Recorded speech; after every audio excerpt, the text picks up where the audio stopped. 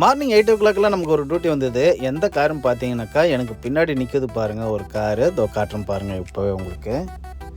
பார்த்தீங்களா தார். இந்த கார் தான் இன்றைக்கி நம்ம ஓட்ட போகிறோம். இது வரைக்கும் நம்ம ஓட்டினது கிடையாது. இந்த காரு எப்படி இருக்குன்றது இன்றைக்கி நம்ம ஓட்டி தெரிஞ்சுக்க போகிறோம். இந்த மகேந்திரா தார் வந்து பார்த்தீங்கன்னாக்கா 2 லிட்டர் இன்ஜினு டீசல் வேரியண்ட் தான் இது. இது வந்து பார்த்தீங்கன்னாக்கா மேனுவல் கியர் தான் இது. இந்த இதில் வந்து பார்த்தீங்கன்னா கிரவுண்ட் கிளியரன்ஸ் ரொம்ப அதிகமாக கொடுத்துருக்குறாங்க. ரொம்ப ஹைட்டாக ஏறி உட்கார வேண்டியதாக இருக்குது. வயசானவங்களாம் கொஞ்சம் கஷ்டப்படணும். இது எனக்கு இதில் பிடிக்காது வந்து பார்த்தீங்கன்னா இந்த சுவிட்ச் மாதிரி கொடுத்துருக்காங்களே இதுதான் எனக்கு பிடிக்கல.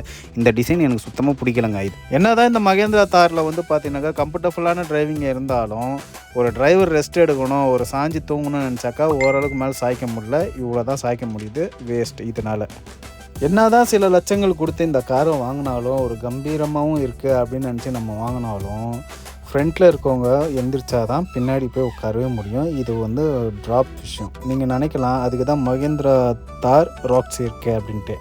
அப்புறம் எதுக்கு இந்த வண்டியை விடணும்? அதையே விட்டுட்டு போகலாமே. இதை விட்டு இது வந்து இன்னும் கொஞ்சம் வந்து லாபத்தை பார்க்கலாம் தான் அந்த கம்பெனி வந்து யோசிக்கும்.